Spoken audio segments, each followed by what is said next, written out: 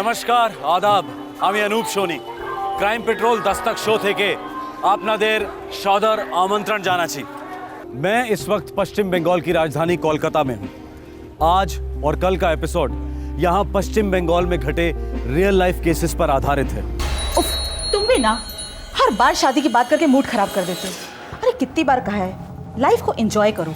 अधूरा लगता है, मुझे सेटल जिंदगी चाहिए। कुछ फायदा नहीं इन सब चीजों से। अरे मैं तुम्हें अपने एक्सपीरियंस से बता रही हूँ, एक बार इन सब चक्करों में फंस गए ना तो समझो धंस गए। तुम साथ हो तो मुझे दोनों मंजूर है। लेकिन मुझे मंजूर नहीं है। अरे एक बार गलती करके तो फंस चुकी हूँ और दोबारा शादी करके मैं फंसना नहीं चाहती हूँ। मतलब तुम अपने पति और बच्चों को छोड़ के मेरी जिंदगी नहीं बनोगी? मैं किसी की नहीं हूँ, मैं हूँ तो सिर्फ खुद की। अरे इतना अच्छा सब कुछ चल रहा हम दोनों के बीच में, लेकिन तुम होके ना सब कुछ बिगाड़ने पे तुले हुए हो।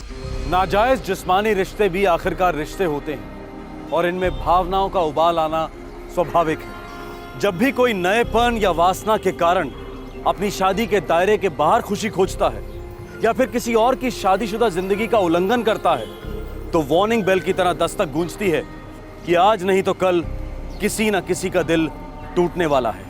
और अक्सर टूटे दिलों में आग लगने में वक्त नहीं लगता, फिर वो चाहे आदमी हो या औरत, दिल जलों का कोई भरोसा नहीं।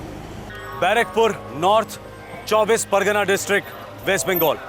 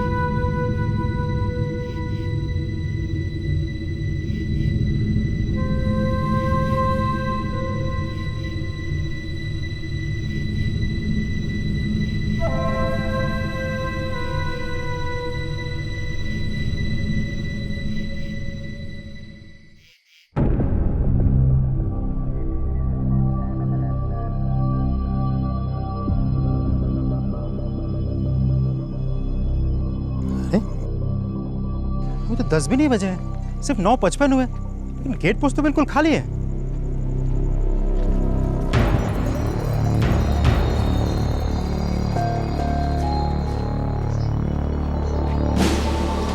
सर, साहब अभी भी 10 नहीं बजे, लेकिन वहाँ गेट पर ड्यूटी पे कोई भी नहीं है सर। की बोलचिश? Yes sir. अरे ऐसे कैसे हो सकता है? शेखर गुप्ता का ड्यूटी है वहाँ पे, जाओ जाके देखो वहीं कहीं होगा। हाँ सर, मैं भी जानता हूँ उसे वहीं होना चाहिए था, लेकिन मैंने खुद जाके देखा शेखर नहीं है वहाँ, शायद जल्दी घर चला गया होगा। व्हाट? घर गया होगा? अरे ऐसे कैसे जा सकता है वो अपना घर? अभी तक राइफल और एमिनेशन जमा नहीं किया उसने।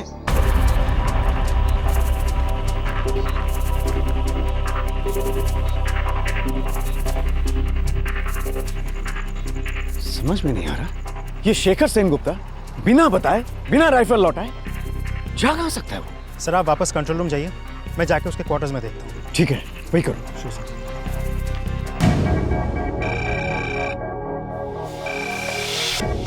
Guard commandant. वहाँ साहब, शेखर वहाँ क्वार्टर्स में नहीं है, आसपास कहीं भी नहीं है वो। ये साला शेखर मेरा सस्पेंशन करा के ही रहेगा। वो बिना गोलियां लौटाए, बिना राइफल लौटाए वो कहां जा सकता है? गुहो, क्वार्टर्स बराबर से चेक कर लिया? जी हाँ सर, अंदर बाहर सब देखा। पहले पंकज ने देखा, उसके बाद मैंने भी देखा। अच्छा, चेंजिंग रूम में देखा? जी हाँ सर, वहां भी देखा, वो कहीं नहीं है सर। उसने हथियार डिपॉजिट किए या नहीं? नहीं सर, इसी बात का सबसे बड़ा डर है सर। उसके पास एक SLR राइफल और साथ में 2 मैगजीन्स हैं सर, और हर एक मैगजीन्स में 25 गोलियां हैं सर। इमीडिएटली सभी लाइंस में इमरजेंसी अलर्ट करवा दो। सर वो तो मैंने पहले से ही करवा दिया है। ये साला शेखर ये क्या कहाँ होगा? चिंता तो इस बात की है कि उसने हथियार जमा नहीं किए। आप इसका मतलब समझ सकते हैं सर?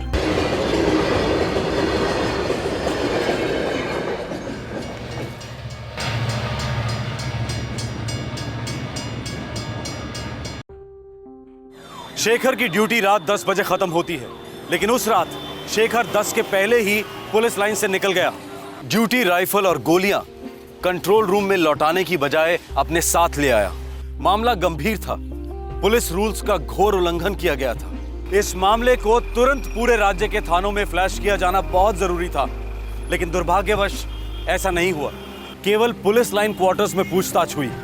अब सवाल यह था कि राइफल और गोलियों के साथ आखिर शेखर सेन गुप्ता कहां गायब हो गया था और क्यों।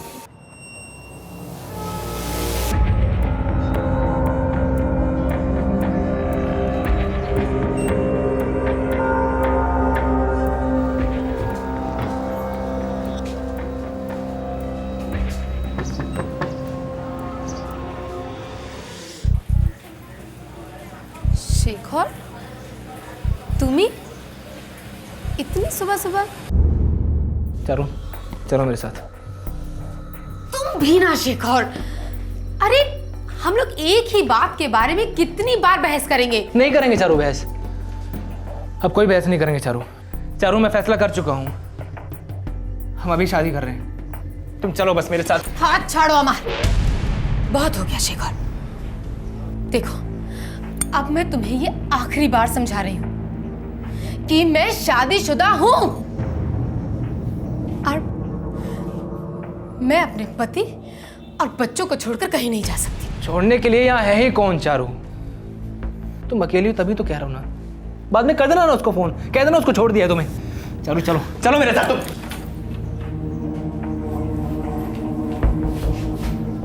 बेरिए जाओ एखान থেকে, चले जाओ अभी।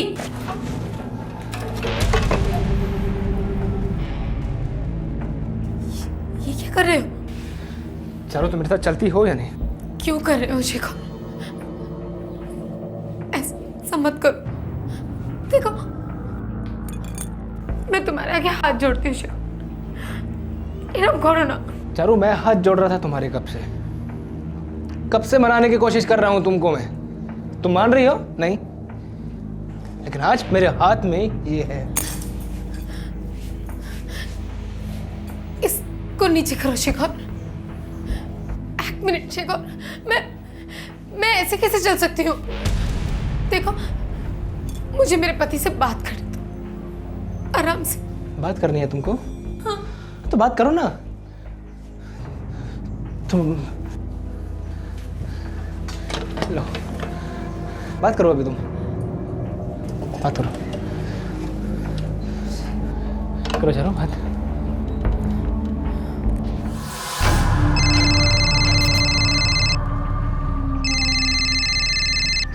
है लता, आज इतनी जल्दी उठ गई?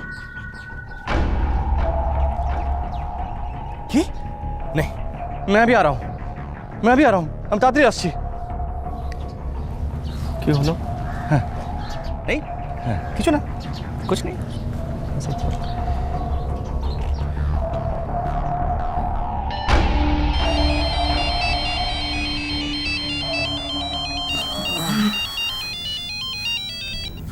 हाँ जीजू, इतनी सुबह सुबह कॉल किया, सब ठीक तो है ना? संजीव बच्चे ठीक है ना?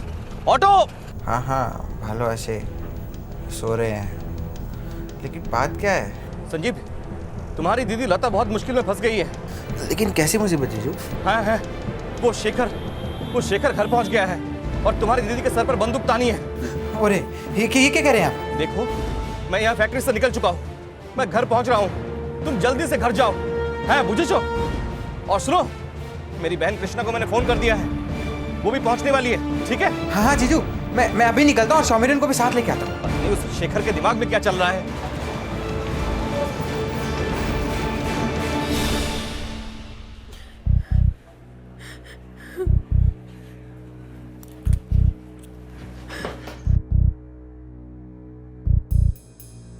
देखो शेखर, अभी जो कुछ तुम कर रहे हो ना, ये बिल्कुल सही नहीं है और अभी तुम होश में नहीं हो। एक भी गोली खाली नहीं जाएगी, इतने होश में हूं मैं।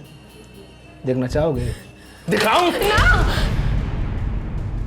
ना चलो चलो फिर मेरे साथ। चलो तुम। शेखर दा, लता बॉबी तुम्हारे साथ कैसे जा सकती है? वो एक शादीशुदा औरत है और 2 बच्चों की माँ है। शिखरता प्लीज समझने की कोशिश करो आप। काका छोड़ दो मेरी माँ को। चुप चुप सब। दिव्येंदु, तुमने इन सबको यहाँ बुलाकर बहुत बड़ी गलती कर दी है। मुझे बहुत गुस्सा आ रहा है इन सब पर मुझे। एक मिनट शेखर, तुम शांत हो जाओ, मेरी खातिर गुस्सा थूक दो। हम बात करेंगे, ठंडे दिमाग से बात करेंगे। शादी के बाद चारों, हम सब शादी के बाद। शादी से पहले मेरा दिमाग अब ठंडा होने वाला नहीं है चारों। बहुत टाइम वेस्ट हो गया है। चलो चारों, चलो चलो तुम अभी मेरे साथ चलो। अरे क्या चलो चलो लगा रखी है? जो तुम चाहते हो वो कभी नहीं हो सकता। देखो शेखर, देखो तुम मेरे भाई समान हो। देखो जो भी बात है बैठते हैं, बातें करते हैं और आराम से हल निकालने की कोशिश करते हैं। कृष्णा तुम चाय बनाओ, चाय। तुम सब मेरा दिमाग खराब कर रहे हो। मैं अभी यहाँ बात नहीं कर सकता हूँ। देखो, हम कहीं बाहर चल के बात करते हैं। मेरे घर चलते हैं शेखरदा। तू बीच में मत बोल, समझा? चलो तुम और दिव्येंदु तुम, हम तीनों कहीं बाहर जाएंगे और एक आखिरी फैसला करेंगे। शेखर, मेरी बात सुनो। दादा और बोधी दोनों की हालत बहुत खराब है। मैं भी साथ चलती हूँ, यकीन मानो मदद होगी। ठीक है चलो। तुमने कहा था ना बात करो। चारों मैं बात कर रहा हूँ ना। हाँ चलो चलो चलो।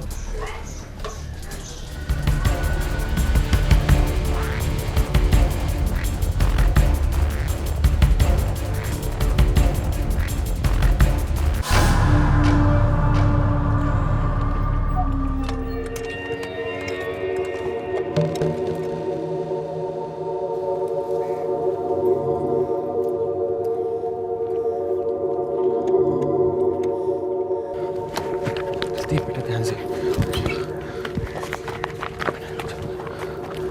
देखो शेखर, शांत हो जाओ। अभी तुम बहुत टेंशन में हो। चलो तुम टेंशन में नहीं हो क्या? और दिव्येंदु तुम? नहीं, मुझे टेंशन नहीं है, क्योंकि मैं जानती हूँ कि जब तुम्हें होश आ जाएगा ना, तब सब ठीक हो जाएगा। मुझे पूरा विश्वास है। सच्ची। चारू, मुझे भी विश्वास है कि तुम उससे शादी करने के लिए तैयार हो जाओगी।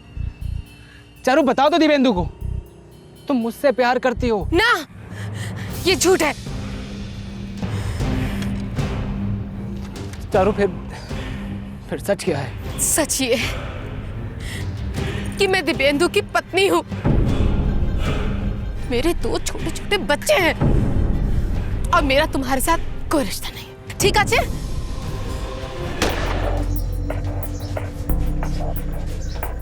सर ये शेखर सेनगुप्ता जा कहाँ सकता है, वो भी राइफल के साथ? भाड़ में जाए साला, आने दो साले को। ऐसी खबर लूंगा मैं, इतना बड़ा मेमो बनाऊंगा मैं उसके लिए, सस्पेंशन तो पक्का है साले का। सर कुछ खबर मिला शेखर सेनगुप्ता का? No sir. उसके नाम के आगे रिमार्क्स लगा दो, dereliction of duty. Okay sir. और जब भी ड्यूटी पे आए उसे लेना मत, सबसे पहले वो मुझसे मिलेगा। Okay sir. साला शेखर कुत्ता गया कहाँ होगा?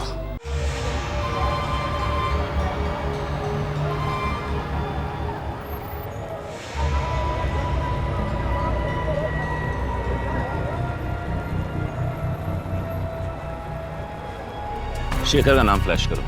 कांस्टेबल शेखर सेनगुप्ता। हाँ सर, राइफल का जो डिस्क्रिप्शन हमें मिला है उसके मुताबिक गन ऑटोमेटिक होगा, मतलब कि 12th बटालियन का होगा। उन्हें सबसे पहले कांटेक्ट करो। सर।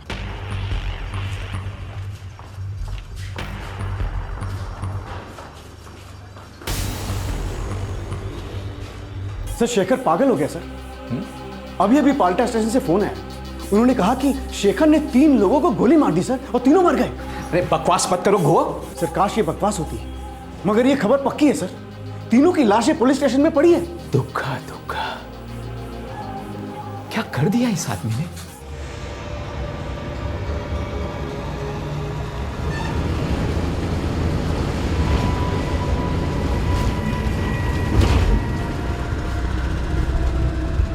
सर सुबह सुबह वो मेरी दीदी के घर आया बहुत जल्दी, तब से उसका दिमाग बिगड़ा हुआ था। तुमने हमें फोन क्यों नहीं किया? पता था उसके पास राइफल है, फिर भी हीरो बनने चली थी। पीछा किया उसका? हम सब बहुत ज़्यादा डरे हुए थे सर। मैं तो बस ये पता लगाना चाहता था कि वो उन तीनों को कहाँ लेके जा रहा है, और पता लगते ही मेरा पुलिस को फ़ोन करने का प्लान था, लेकिन उसने तो सर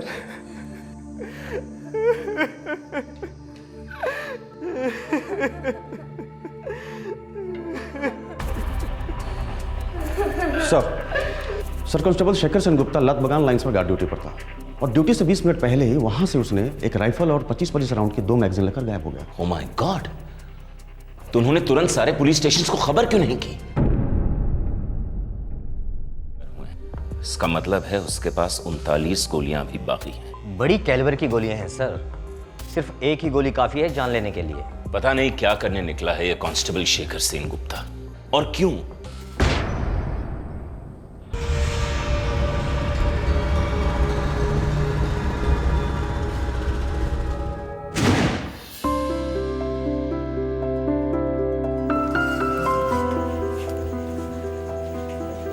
तो माँ दे ही दिया कमरा किराए पर? हाँ दे दिया। ভালো করেছো। खर्चे कितने बढ़ गए हैं देखो, और संजीव का कॉलेज चल ही रहा है अभी, कमाने में वक्त है उसे। किंतु माँ किराए विराए की बात साफ साफ कर ली हो ना उससे? हाँ हाँ पुलिस वाला है, ट्रेनिंग ले रहा है पुलिस में। ओ ताले तो आरो भालो, घर की सिक्योरिटी भी बनी रहेगी ना। जाओ के चाह दिया है। हाँ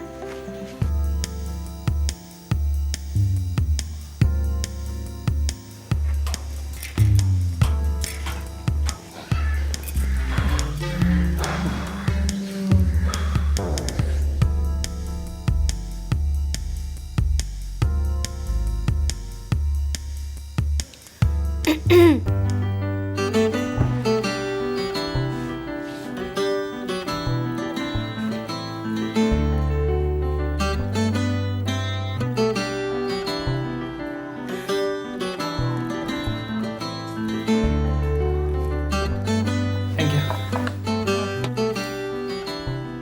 4 बिस्कुट माँ ने भेजे हैं। अच्छा, उनको मेरा थैंक यू कहिएगा। आपको भी थैंक यू। ओ बाबा इतना सारा थैंक यू। सॉरी।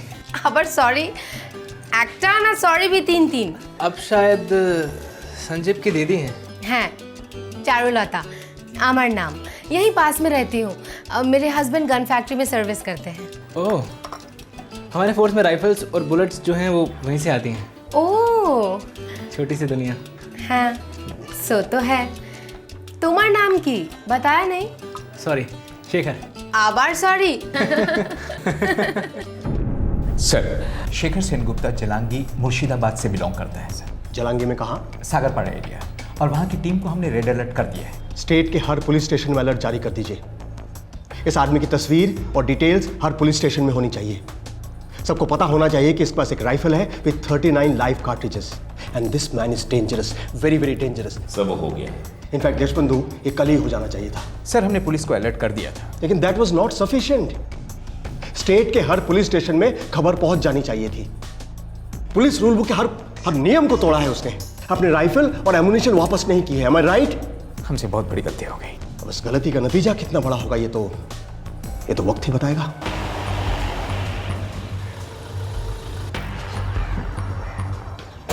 क्या? ये क्या कह रहे हैं आप? दोबारा कह रहा हूं, आपके बेटे शेखर ने 3 लोगों की हत्या कर दी है। शेखर ने? साहब उसका कोई हमारे पास फोन नहीं आया था। देखो वो जैसे ही तुम्हें फोन करेगा तुम मुझे फोन करोगे, और जरा भी देर की तो फिर तुम्हारी खैर नहीं। चलो। हमार शेखर। बाबा संभालो। क्या कर दिया रे तूने? बाबा संभालो। मुझे पता था कि एक न एक दिन कुछ ऐसा होना ही था। कितनी बार समझाया कि वो शादीशुदा औरत है, उसे भूल जा, कोई दूसरी कर ले, लेकिन उस औरत का जादू उसके दिमाग में कीड़े की तरह घुस गया था। प्रेम बड़ो मधु कभू काछे कभू शुदू। शर्म नहीं आती? एक शादीशुदा औरत से क्या क्या करवा दिया तुमने? क्या कहूँ, सॉरी या थैंक यू? चुप बदमाश। तुम्हारे लिए ना अब एक अच्छी सी लड़की देखकर शादी करवानी पड़ेगी तुम्हारी। लड़की तो मैंने देख ली है। अच्छा সত্যি के गो कौन है? अब मुझ जैसी है या नहीं? सुशील संस्कारी शेरनी है, सुंदरवन की शेरनी। अच्छा चारू तो जमाई जी तुमसे बात करना चाहते हैं। है माँ आज जी। माँ जाने दो। फिर कब? जब चारू तुम हमेशा के लिए मेरी हो जाओ ना। चुप लालची। मैं गाना सुन रही थी, सेलफोन का रिंग नहीं सुनाई दिया ना सोना। हाँ शाम तक लौट आऊंगी। अरे हाँ रे बाबा, दोनों बच्चों को स्कूल से लेते हुए आऊंगी बस। तुम भी ना कैसे बच्चों की तरह नाराज होते हो।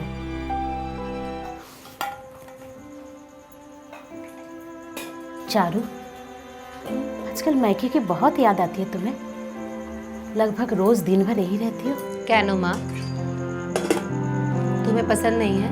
पसंद क्यों नहीं? तुम्हारे बाबा जिंदा होते तो बहुत खुश होते। बेटी रोज घर आ रही है, घर खिला खिला सा रहता है।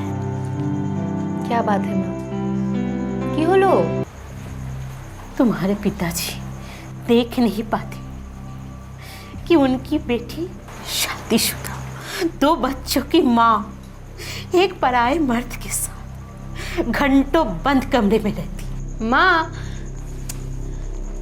तुम जो सोच रही हो वो सही नहीं है, गलत सोच रही हो। तुम गलत कह रही हो चारू। मुझसे आंखें चुरा रही हो, लेकिन आईने को क्या जवाब देती हो? अपने घोंसले को मत चलाओ।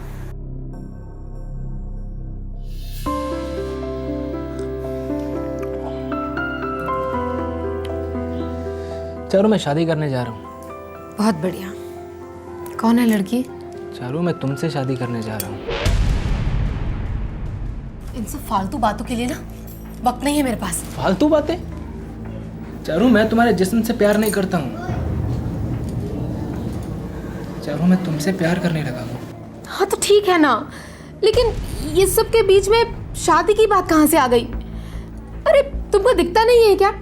देखो ना, ये देखो, ये देखो। चारू ये सब पत्थर की लकीरें नहीं है। चारू मैं तुम्हारे पति से बात कर लेता हूँ। चुप करो, तुम मेरे पति से कोई बात नहीं करोगे। तुम नहीं जानते हो, अगर मेरे पति को इस कांड के बारे में पता चल गया ना तो अनर्थ हो जाएगा। अनर्थ हो चुका है। शादी की मर्यादा पर थूक दिया तुम दोनों ने, खुद शादी करने चली हो। ना माँ, मैं इसे शादी वादी नहीं करूंगी। वो तो तू मेरी लाश पर करेगी, और तुम अभी कभी यहाँ से निकल जाओ। माशी हम ये है तुम्हारा एडवांस, ले लो और कभी मत लौटना, न इस घर में न मेरी बेटी की जिंदगी में। नहीं माशी। हाथ छोड़ती, बच्चे हैं इसके, छोड़ दो इसका के। चारू समझाओ तुम। जब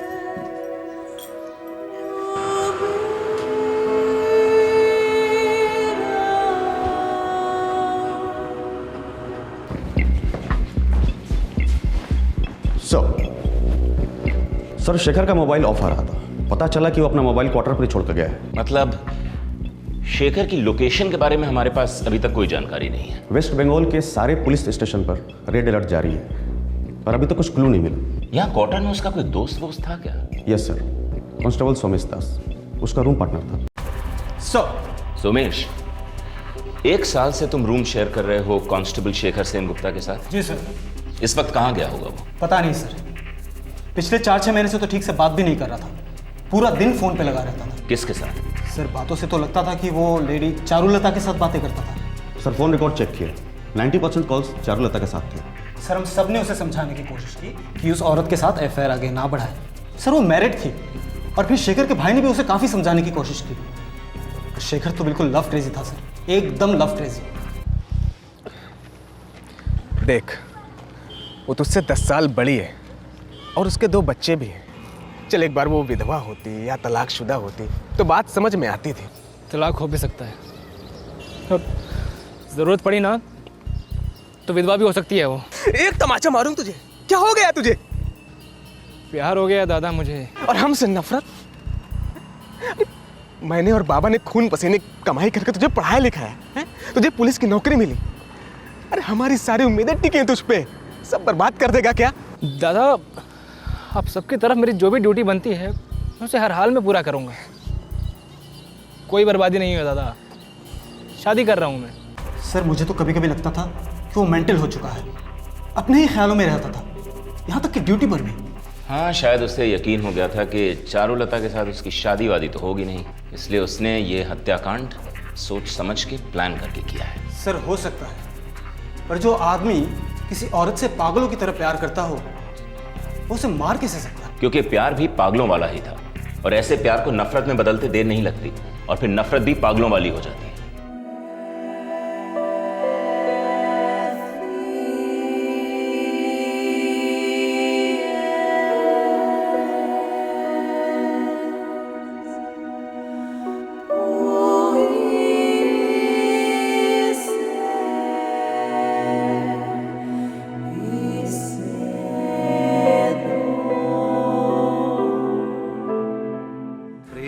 যেন এক অতিথির মতো কখনো জীবনে আসে,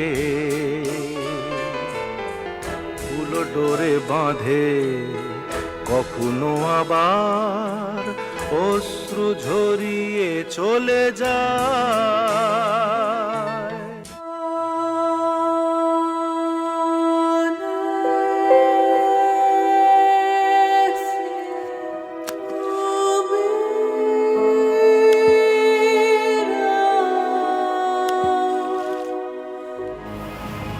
एक जवान पुलिस कांस्टेबल के सामने उज्जवल भविष्य था, लेकिन एक अफेयर ने उसे खूनी भगौड़ा बना दिया जो अपनी ही फोर्स से भाग रहा था।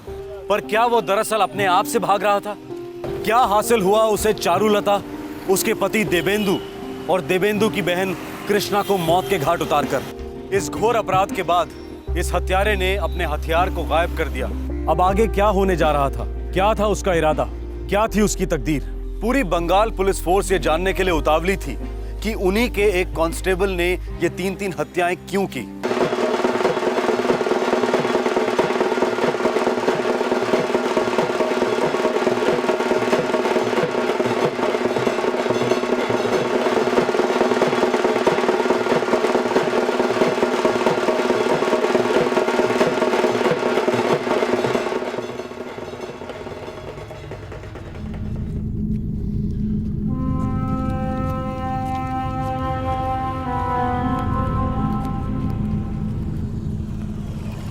आप शेखपारा तक लिफ्ट दे सकते हैं मुझे? जी सर, बढ़िया, थैंक यू।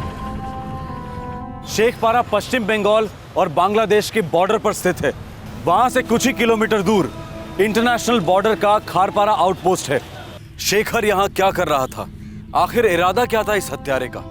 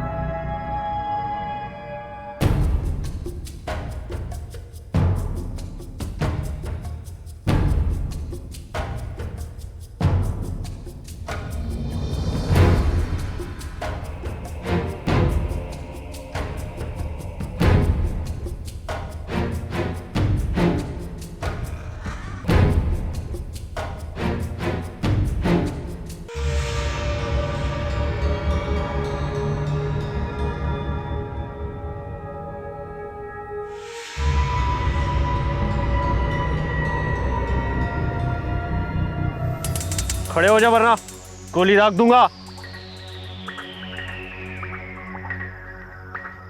किधर जा रहे थे? साहब मेरा ससुराल ऊपर है साहब। घरवाली बहुत बीमार थी तो उसको वहाँ छोड़ाया था। सब उसका हालचाल पूछने जा रहा था सर वहाँ। कहाँ के रहने वाले हो? रानी नगर का साहब। अगली बार पूरे कागजात बनाकर आना और कहरपारा आउटपोस्ट से एंट्री लेना, समझे? जी साहब। साहब वो मैं जाऊँ साहब, मेरी घरवाली। ठीक है, अब तुम जाओ। जी साहब।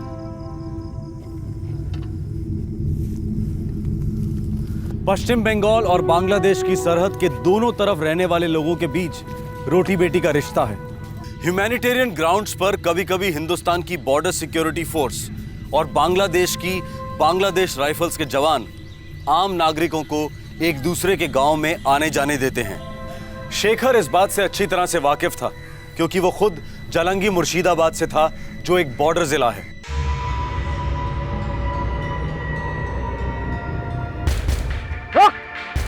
ये जूते कहाँ से है? दुकान से लिए हैं साहब। ये तूने खुद खरीदे? जी साहब। झोंक लीजिए।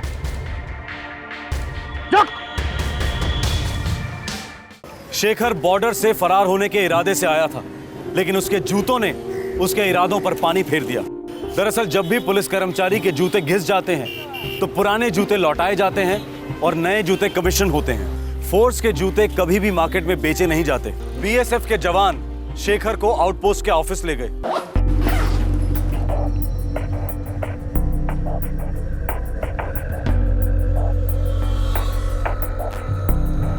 जनाब, ये पश्चिम बंगाल पुलिस का कर्मचारी मालूम पड़ता है। चल अब नाम बोल और सच बोल।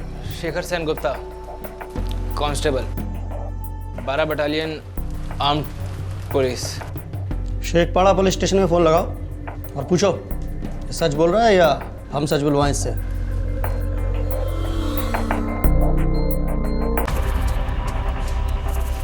क्या नाम बताया sir? Constable Shekhar Sen Gupta, 12 battalion arm police.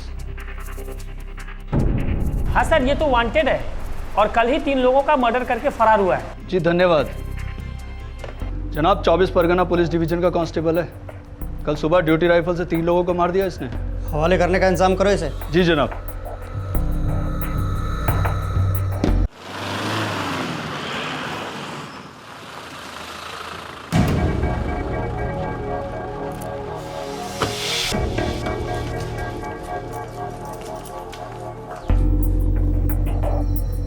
दो छोटे छोटे बच्चों को तुमने अनाथ कर दिया। क्या मिला ये सब करके तुम्हें? मुझे तो बस चारू को मारना था। अब बाकी के बीच में आ गए तो मैं क्या करूं? लेके जाओ इसको। चारुलता नाजायज रिश्ते की आग में अपनी मर्जी से कूदी। चारुलता के बच्चे सिर्फ इतना जानते थे कि उन्हें मम्मी पापा से बहुत प्यार है और अब वो उन्हें कभी नहीं देख पाएंगे। चारुलता की मां ने जुर्म की दस्तक सुनी थी और अपनी मजबूर आह बुलंद भी की थी, पर अफसोस तब तक पानी सर के ऊपर निकल चुका था। एक सनकी आदमी के एक औरत के लिए पागल जुनून ने कितनी सारी जिंदगियां बर्बाद की।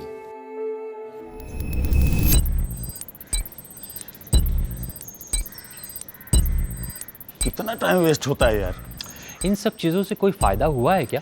आज तक किसी बॉम्ब रखने वाले को पकड़ा इन्होंने? फालतू में हम जैसे सीधे लोगों को परेशान करते हैं। देखो, जो होना है वो तो होता ही है ना। ज़बरदस्ती का दिखावा है ये सब। सॉरी सर, ये सोच गलत है। अगर हम चेकिंग ना करें और कुछ हो जाए तो आप क्या कहिएगा? यही ना कि हमने चेकिंग नहीं करी और बॉम्ब ब्लास्ट हुआ। आप तो सिक्योरिटी एक्सपर्ट हैं, हम आप जनता हैं। कॉमन सेंस की बात है। बम रखने वाला कभी इधर से जाएगा क्या? कभी नहीं, लेकिन ऐसी चेकिंग बॉम्बर को मुश्किल में डाल देगी, उसके रास्ते बंद कर देगी और उसके पकड़े जाने का खतरा बढ़ा देगी। और ये भी कॉमन सेंस की बात है कि आतंकवादी जितना खतरे में उतने आप सेफ। एक बॉम्ब ब्लास्ट और हम सब सुरक्षा व्यवस्था का चीरहरण करने लगते हैं। ये एक भयानक पैटर्न बन गया है। आतंकवाद ने हमें इस कदर भयभीत कर दिया है कि मानो हमारी शक्ति, हमारी बुद्धि, हमारी समझ सबको लकवा मार गया हो। और ये चल नहीं सकता, क्योंकि इंसान या तो डर सकता है या जी सकता है, और डर के जीने का तो सवाल ही नहीं उठता। अप्रैल 2011, मालदा, वेस्ट बंगाल।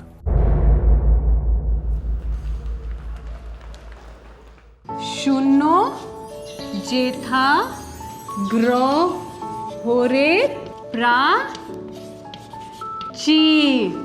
ঠিক আছে, তো আজকে আমরা রবীন্দ্রনাথ ঠাকুরের একটা কবিতার চর্চা করব। হ্যাঁ, चित्तो जेथा भय शून्य उच्च जेथा शीर ज्ञान जेथा शून्य जेथा ग्रहरे प्राचीर। तो वीकेंड पर जगन्नाथपुर माँ बाबा के पास? अरे ना बाबा, मैं अकेले ही कमरे में बैठ के कोई किताब पढ़ लूंगी। जगन्नाथपुर जाती हो ना तो माँ बाबा का लूप शुरू हो जाता है। अब तुम्हारे लिए एक लड़का ढूंढना ओनू, तुम्हारी शादी करनी ओनू, अभी करनी ओनू, शादी ओनू, उफ बाबा रे। तो कर लो ना शादी, इतनी बुरी बात भी तो नहीं है। खुद के लिए एक लाइफ पार्टनर ढूंढ ही लो, एक नया लाइफ पार्टनर। मैं अपने आप को वक्त देना चाहती हूँ। ओनू, अपने आप को वक्त देने का भी एक वक्त होता है, उसके बाद समझौता करना पड़ता है, सबको करना पड़ता है। ओनू, कुछ लोग होते हैं जो हमारे लिए नहीं बने होते हैं, जैसे कि अमित। अमित तुम्हारे लिए बना ही नहीं था। Just accept it. वाणी, क्यों करते हैं लोग समझौता? यादें, उन पुरानी यादों का क्या? पुरानी यादें मिटाने के लिए नई यादें बनानी पड़ती है। No choice. ट्राई करूंगी, एक लास्ट बार ट्राई करूंगी। Sounds good. चल।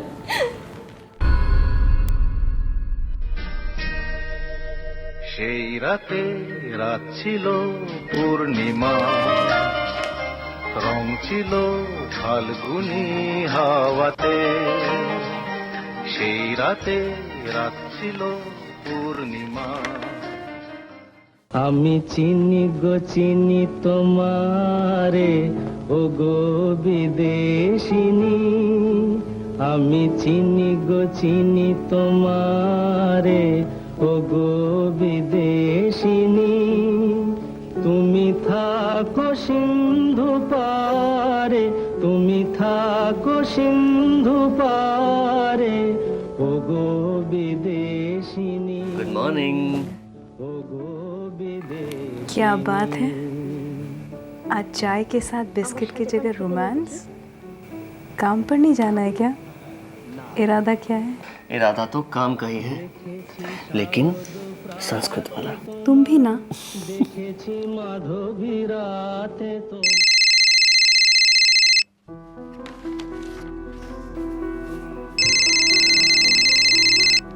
है शेखर, बोलो। अनुदी, आज मैं नहीं आऊँगा, मुझे ना कुछ असाइनमेंट्स पूरे करने हैं, उसके बाद ही मैं घर से निकलूंगा। ठीक है, लेकिन रात के खाने पर तो रहोगे ना? दीदी मैं श्योर नहीं बोल सकता, मैं आपको फोन करूंगा, शाम को फोन करूंगा आपको, यस या नो। शेखर, ठीक है। हाँ, अनु, शनिवार रविवार को क्या स्पेशल क्लास है तेरा? नहीं तो माँ, घर पर ही हूँ। तू घर पे नहीं, किराए के मकान में है। घर ये है तेरा, जहाँ हम पूरा हफ्ता इंतजार करते हैं तेरे आने का। माँ प्लीज हाई ड्रामा क्रिएट मत करो, मुझे ढेर सारे पेपर्स करेक्ट करने थे इसलिए नहीं आ पाई। नेक्स्ट वीक आऊंगी पक्का। पर वो तो तू यहाँ भी कर सकती थी बेटा। कहा ना आशबो नेक्स्ट वीक, पक्का आशबो। बाबा तुझे बहुत याद करते हैं बेटा। मैं भी माँ बहुत याद करती हूँ सबको। ओह हाँ, यही तो है। आप है अनुपमा सरकार? मेरे फेस पर लिखा है अनुपमा सरकार। नहीं, मुझे लगा। गलत लगा, ऊपर रहती है। ऊपर कैसे जाते हैं? नॉर्मली हम इन्हीं सीढ़ियों से चल के जाते हैं। लीजिए। Thank you.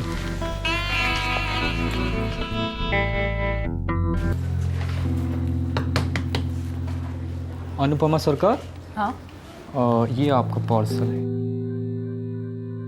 यहाँ पे साइन कर दीजिए।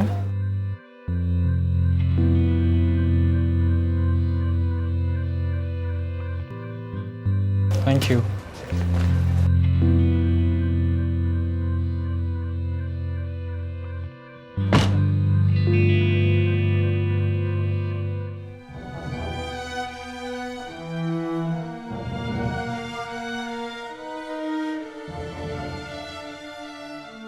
अगर तुम्हारा कोई भी सामान रह गया हो तो मैं कुरियर कर दूंगा। मैं तुम्हारी कोई भी चीज़ अपने पास नहीं रखूंगा।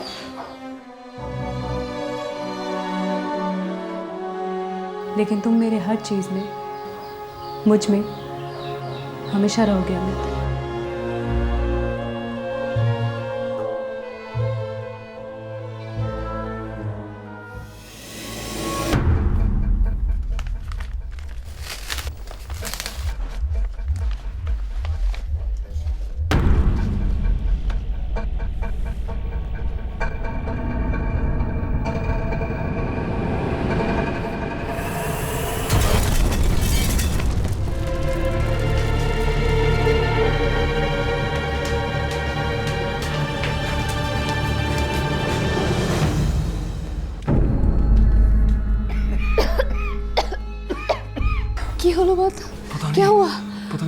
कुछ दिखाई नहीं दे रहा है।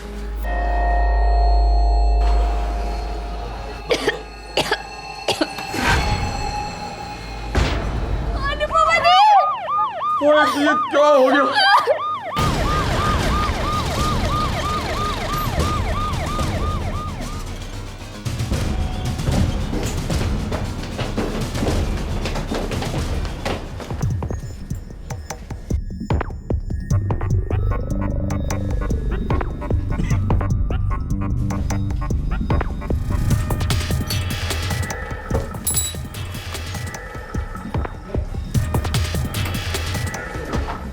कितने बजे थे? 10:30 बजे थे। सर वो कुरियर वाला 10:15 को यहाँ से गया था। मतलब कुरियर वाले जाने के 15 मिनट बाद आप लोगों ने ब्लास्ट सुना? जी सर। जी हाँ सर, पिछले 6 महीने से अनुपमा हमारे यहाँ किराएदार थी। अकेली रहती थी? जी, कभी कभी इसका छोटा भाई शेखर आ जाता था रहने के लिए। की काज कर माधवरी गर्ल्स स्कूल में टीचर थी। भाई के अलावा और कोई नहीं था? ना ना, फुल फैमिली, माँ बाबा भाई वो सब जगन्नाथपुर में रहते हैं।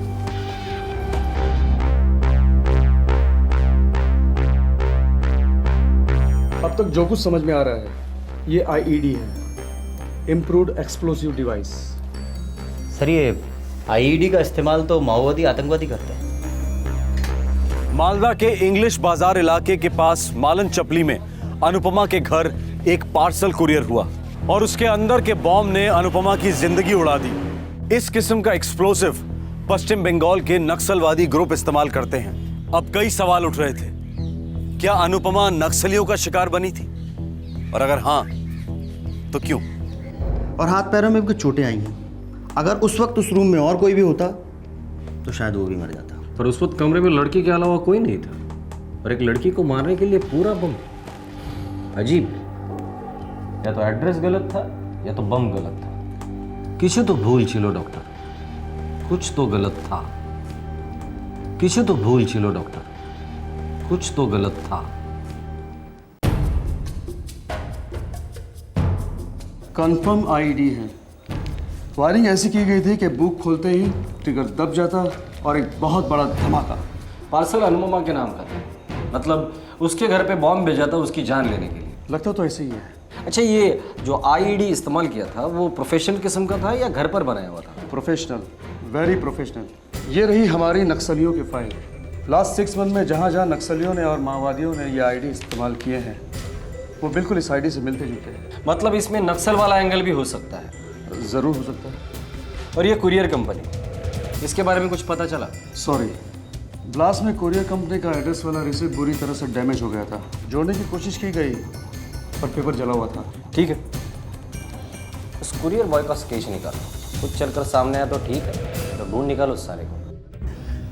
मेरी बेटी एक सीधी सादी स्कूल टीचर थी। धमाके में जो बम इस्तेमाल हुआ है वो किसी भी एंगल से सीधा साधा नहीं था मिस्टर सरकार। सर अनुपमा दी पर आप डाउट कर ही नहीं सकते, वो बहुत ही क्लीन लेडी थी। 6 महीने से रहती थी यहाँ। कौन कौन आता था मिलने? 1-2 बार उसके माँ बाबा आए थे, उसे देखकर चले गए। सर जैसे कि मैंने आपको बताया था, अनुपमा दी का छोटा भाई शेखर यहाँ पे आता जाता था। वो यहाँ ही पढ़ता है तो यहाँ और अपने घर के बीच अप डाउन करता है। कोई और?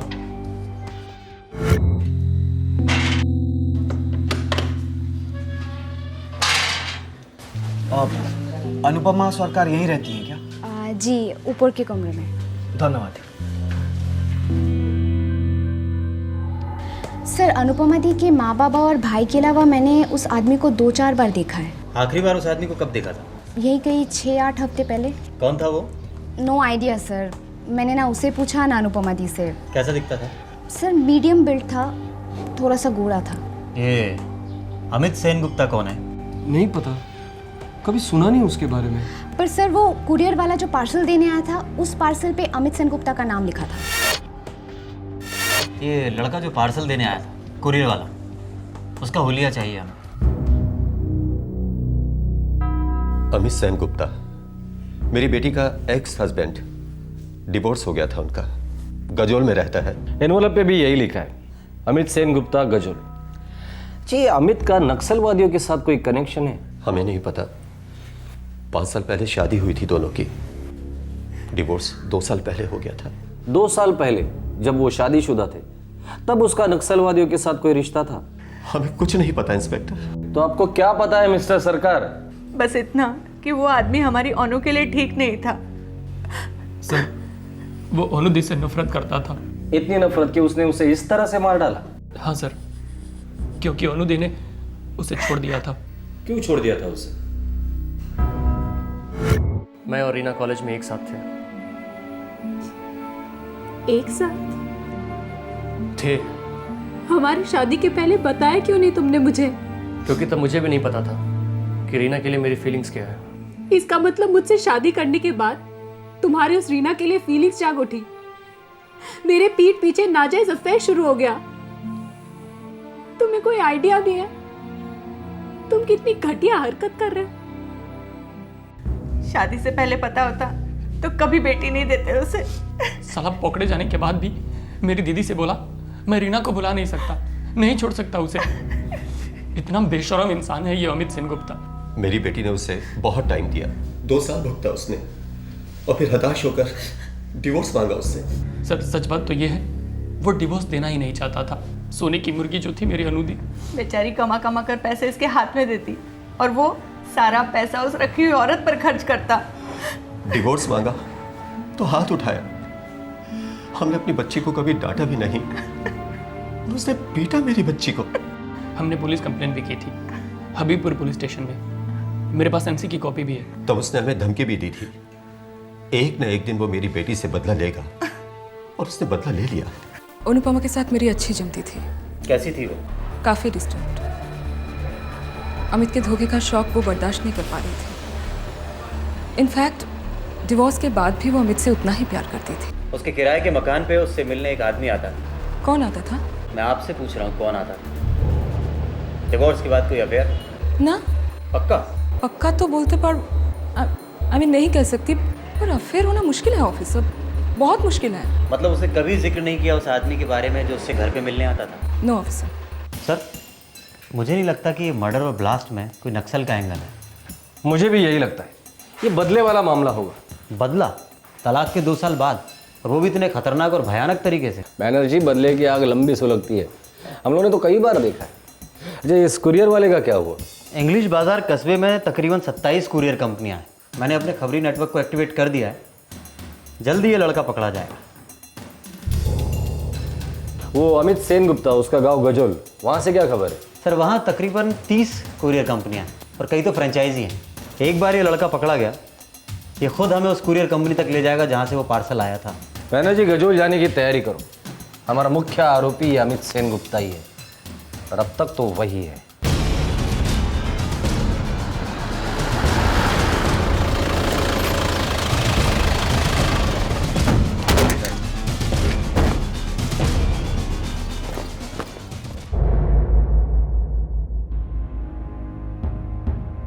जी, मैंने सुना अनुपमा की मौत के बारे में। ये आप ही ने भेजा था?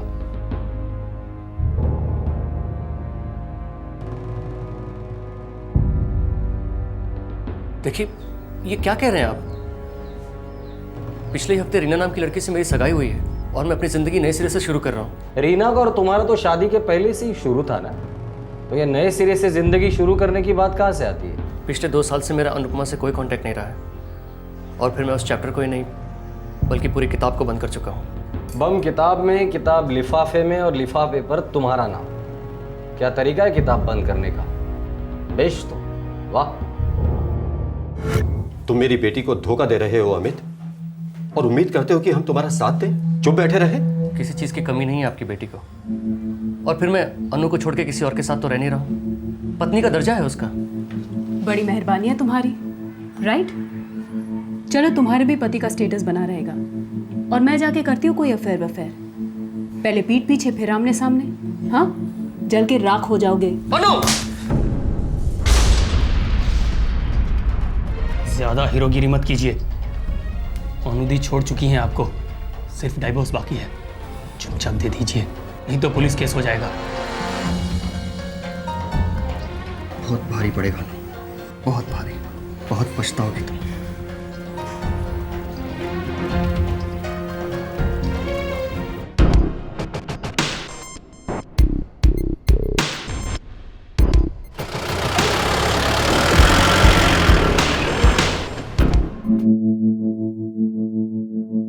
जो जो टॉर्चर आपको आते हैं सब आजमा लीजिए, मगर सच नहीं बदलेगा। और सच ये है कि मैंने अनुपमा को पार्सल नहीं भेजा है। हो सकता है किसी और ने तुम्हारे नाम से पार्सल भेजा हो। कोई मुझे फंसाने की कोशिश कर रहा है और आप उसके जाल में फंसते जा रहे हैं। एड्रेस इतना साफ साफ लिखना कातिल की बेवकूफ़ी होगी। सर ये अमित की चालाकी भी हो सकती है। उसने सोचा होगा खुद का नाम लिखेगा तो कोई शक नहीं करेगा, क्योंकि कातिल अपना नाम और पता तो नहीं लिखता। ये अमित बहुत चालाक है। या कोई उससे भी चालाक है बैनर्जी। मतलब कोई ऐसा शख्स जो अनुपमा और अमित की हिस्ट्री को जानता था, जिसका उसने फ़ायदा उठाया। करेक्ट। जो अनुपमा से बहुत नफरत करता था और जानता था कि उंगली अमित पर ही उठेगी। आपने उसे बीच बाजार में थप्पड़ मारा था, शायद उसका गुस्सा होगा उसको। मुझे लगता है हमें ये बात भी पुलिस को बता देनी चाहिए थी। पता नहीं बेटा, पता नहीं। जाहिर है जो दिख रहा था वैसा था नहीं, कुछ छुपाया जा रहा था, कुछ ऐसा जिसकी जानकारी पुलिस के पास होनी चाहिए थी। आखिरकार इस केस में एक ब्रेक थ्रू मिला जब कुरियर कंपनी का लड़का पुलिस के हाथ लगा। हर newspaper, courier company, TV channel में तेरे लिए संदेशा भेजा था कि आके हमसे मिल, पर तू आया ही नहीं मिलने। सर मैं बहुत डरा हुआ था, मुझे उस पार्सल के बारे में कुछ नहीं पता था सर। मुझे उस पार्सल के बारे में कुछ पता नहीं था तो डर क्यों गया था तू? सुबह 10:15 बजे तूने पार्सल डिलीवरी किया था। वैसे रोज तू 11 के पहले डिलीवरी करता नहीं है। सर मुझे मैसेज आया था गजल ऑफिस से, अर्जेंट है। सबसे पहले गजल ब्रांच की खबर लेते, लौट कर लॉकअप में इसकी चमड़ी उधेड़ दी। सर यहाँ से सैकड़ों पार्सल्स रोज जाते हैं, अब ऐसे में किसी एक पार्सल को पहचानना नामुमकिन है सर। उस पार्सल में बम था मैनेजर साहब, ऐसा बम जो कुरियर इंडस्ट्री की धज्जियां उड़ा सकता है। बम डिलीवर हुआ है आपके ऑफिस से, कोई अचार की बोतल नहीं। मैं आपकी क्या मदद कर सकता हूँ? 16 अप्रैल को पार्सल डिलीवर हुआ था। मुझे उस दिन की सारी बुकिंग और डिलीवरी की रिपोर्ट्स चाहिए अभी। मैं लेके आता हूँ।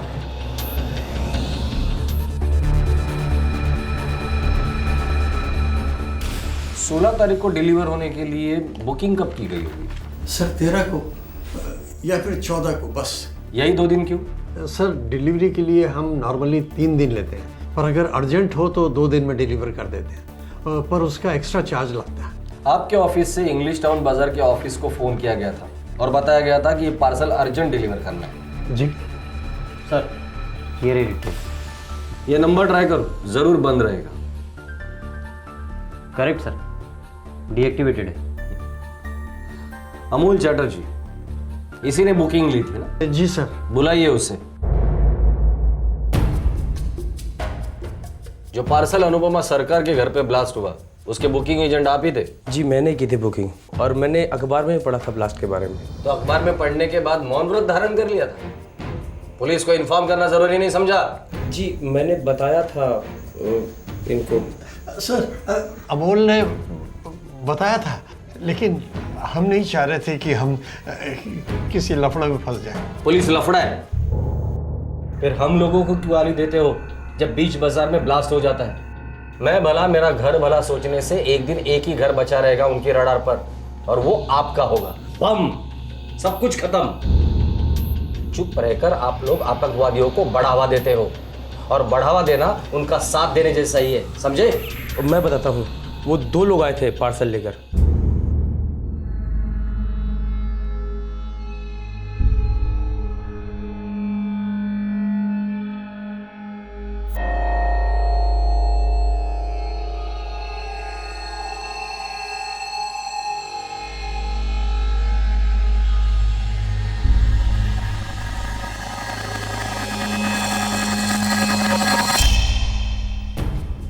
कौन थे वो 2 लोग? साहब मैंने उनका नाम तो नहीं पूछा। एक गोरा आदमी था मीडियम हेल्थ वाला, और जो दूसरा आदमी था वो, उसकी हाइट इतनी थी और कुछ अजीब सी शक्ल थी उसकी। यहाँ के बाल जो थे वो यहाँ तक थे। दादा ये कुरियर मौलाना चपल्ली कब पहुँचेगा?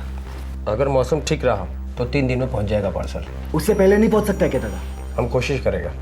दादा थोड़ा एक्स्ट्रा चार्ज ले लो और जल्दी पहुँचा दो ना। 100 रुपये एक्स्ट्रा चार्ज लगेगा तो 2 दिन में पहुँच जाएगा पार्सल। दादा 200 रुपये देता हूँ, कल तक पहुँचा दो। 1000 दोगे तो भी 2 दिन में ही पहुँचेगा। हमारा एक्सप्रेस डिलीवरी 2 दिन का ही है। भालो एक्सप्रेस डिलीवरी से भेज दो इसको, लेकिन थोड़ा जल्दी। हाँ साहब, उन्होंने मेरे से मेरा नंबर भी लिया था और कम से कम 1 दर्जन बार कॉल किया और यही पूछते रहे पार्सल गया क्या, पार्सल गया क्या। बैनर्जी, अमोल साहब के कॉल डिटेल्स चेक करो और उनके कॉल्स को ट्रैक करना। सर, ये जो 2 आदमियों के बारे में बता रहे हैं, उनमें से एक गोरा चिट्टा मीडियम हेल्थ वाला आदमी, वैसे किसी आदमी के बारे में अनुपमा के मकान मालिक की बेटी ने भी बताया था। ये आदमी अनुपमा को जानता था और कोई ना कोई होगा जो इसे जानता हो। सर, जिस सिम से इसने फ़ोन किया था उसी सिम से उसे धर लेंगे हम। फाइनली इस केस की कड़ियां जुड़ने लगी। अब पुलिस उस शख्स को ढूंढ रही थी जिसने वो पार्सल भेजा था। आखिरकार कौन था ये आदमी? क्या अनुपमा के घर वाले उसे जानते थे? वो पुलिस से क्या छुपा रहे थे? ठीक ठाक कद है, गोरा चिट्टा लड़का है, मौलन चौपाली में अनुपमा से मिलने आता था। वहां कोई नहीं जानता कि वो कौन था। क्यों जानतो ना, किसी को भी नहीं पता। लेकिन ऐसा हो ही नहीं सकता कि अनुपमा ने आपको उसके बारे में कुछ बताया ना हो।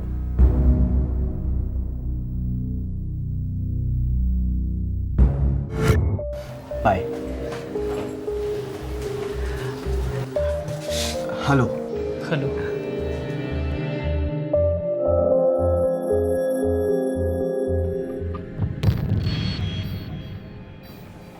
यहाँ के लोकल लाइब्रेरी में मैं मिली उससे। कब की बात है? एक दिन जब मेरा सेल गायब हो गया था तो दूसरे दिन मैं लाइब्रेरी में थी।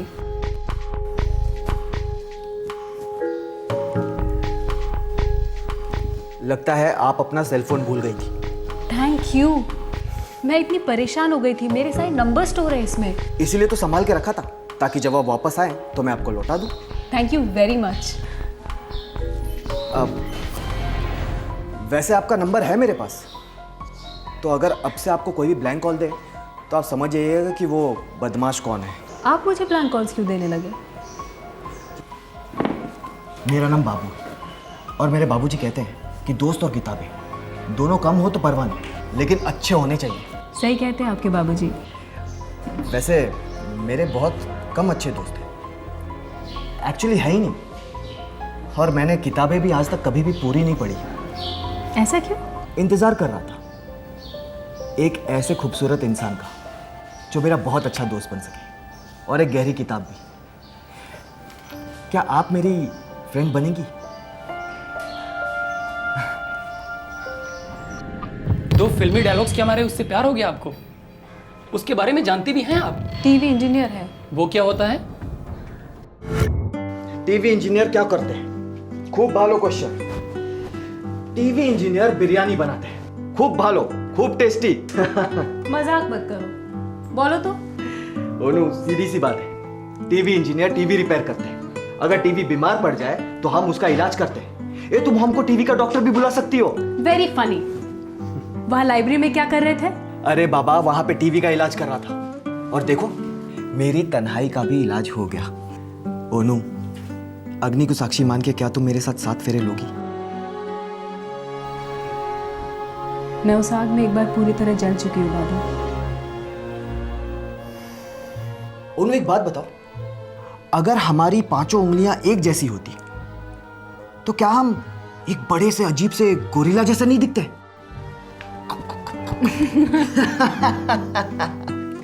देखा, यूं ही हंसती रहो, खिलखिलाती रहो हमेशा। मैं तुम्हें हमेशा ऐसे ही खुश रखूंगा। जानती हूँ। एक बात नहीं जानती हो तुम? क्या?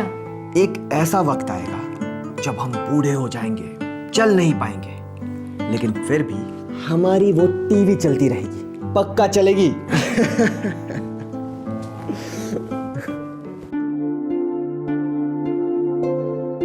बेटा, इस लड़के के बारे में तुम सब कुछ अच्छी तरह से जानती हो ना? जितना सच मुझे पता है उतना तो मैं जानती हूँ बाबा, और मुझे लगता है कि मैं प्यार करती हूँ उससे, और वो भी करता है। अमित के बारे में कुछ भी ज़्यादा जाने बिना तुम्हारी शादी करा दी, और देखो कितना सहना पड़ा तुम्हें, हमें, हम सबको। किसी के बारे में तो सब कुछ जानना इम्पॉसिबल है माँ, हम तो खुद ही हमारे बारे में सब कुछ नहीं जानते हैं। ओनू दी, ये सब किताबी बातें सिर्फ किताबों में ही अच्छी लगती हैं। इस बाबू के बारे में आपको 100% श्योर होना पड़ेगा। ये जो बाबू है ना, एक छोटी सी टीवी रिपेयर दुकान में काम करता है। उसमें क्या बुराई है? बुराई है, ये बाबू इससे पहले 6-7 टीवी रिपेयर दुकानों से निकाला जा चुका है। मालूम है क्यों? झूठ बोलता है इसलिए। तभी तो खुद हाई स्कूल फेल है और अपने आप को इंजीनियर बताता है। और दीदी, आप भी उसकी बातों में आ गई। पूरा का पूरा सर्किट खराब हो गया है। शोल्डरिंग करना पड़ेगा। ये बाबू कौन है यहाँ? मैं हूँ बाबू, कहिए क्या बात है? मैं अनुपमा का बाबा। सरकार साहब आइए ना। नमस्ते। सुनो बाबू, मेरी बेटी को अकेला छोड़ दो, पहले ही बहुत भुगत चुकी है वो।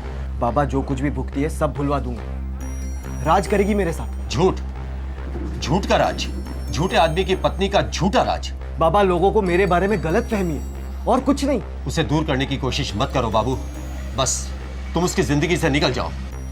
ये नहीं हो सकता, हम दोनों एक दूसरे के साथ काफी दूर तक जा चुके हैं। क्या कहा तुमने? अनु से मैं प्यार करता हूं, शादी करना चाहता हूं, खुश रखूंगा उसे, बस यही तो कहा है मैंने। दोबारा उसकी तरफ आंख उठाकर भी देखा तो खैर नहीं तेरी।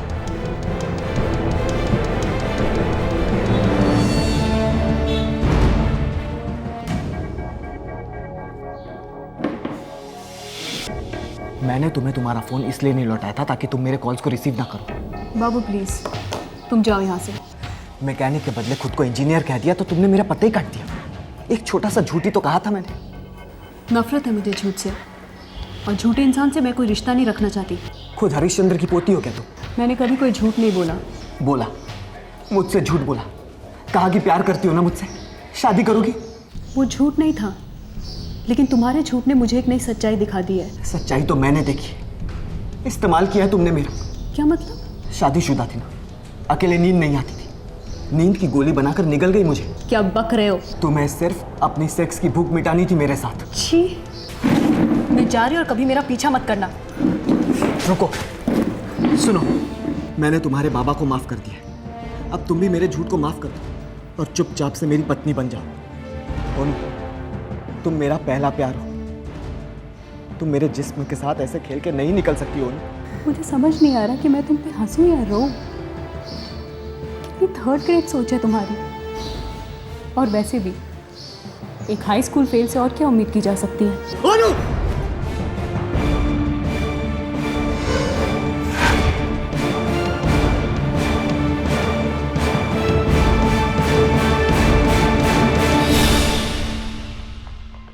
उस दिन से जो हरासमेंट शुरू की उसने।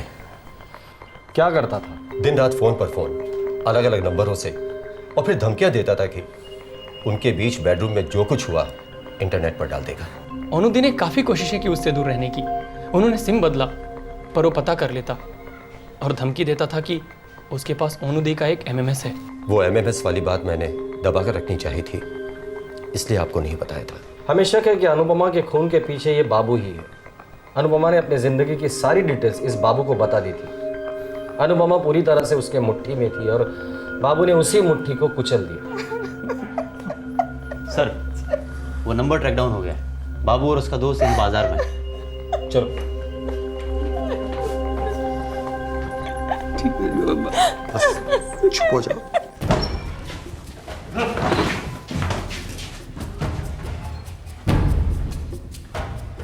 प्यार, मोहब्बत, गुस्सा, नफरत अपनी जगह, और इस तरह किसी को बम से उड़ा देना। क्या चल रहा था तुम्हारे दिमाग में? मेरे दिमाग में उसका थप्पड़ मारना गूंज रहा था साहब, हाई स्कूल फेल बोलना गूंज रहा था, जलील करके रख दिया था बाप बेटी ने मुझे, कहीं का नहीं छोड़ा था, मेरी मर्दानगी को कुचल दिया था उसने साहब।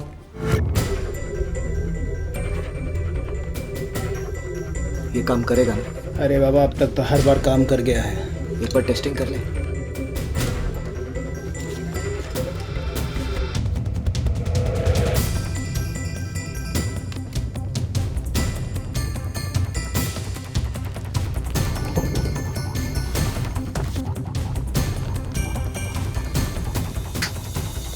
अभी किताब खुलते ही बूम।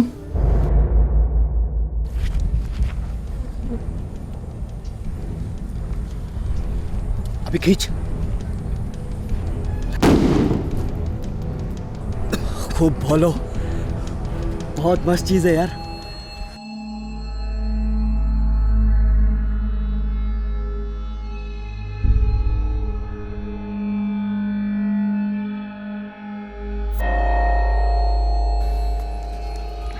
उन्होंने मुझसे कहा था कि अमित ने कसम खाई है उससे बदला लेने की, लेकिन बदला लूंगा मैं और भुगतेगा वो साला अमित।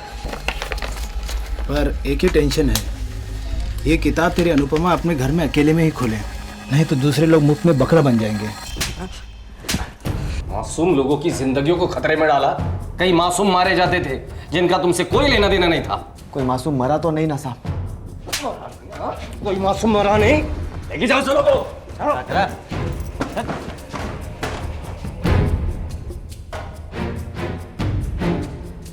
चलो चलो चलो।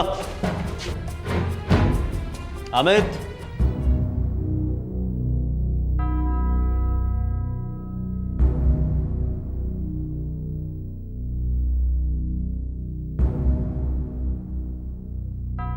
बॉम्ब वाला पार्सल अनुपमा तक पहुंचने के पहले कई हाथों से गुजरा था। किसी के हाथ से गलती से भी किताब खुलती तो न जाने कितनी जाने जाती।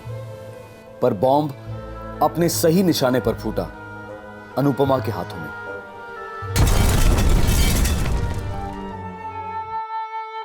दुर्भाग्यवश अनुपमा से सच्चे प्यार ने हमेशा आंख में चोली खेली, उसके दिल की धड़कन का मजाक उड़ाया। उसके दोनों रिलेशनशिप्स विस्फोटक रहे।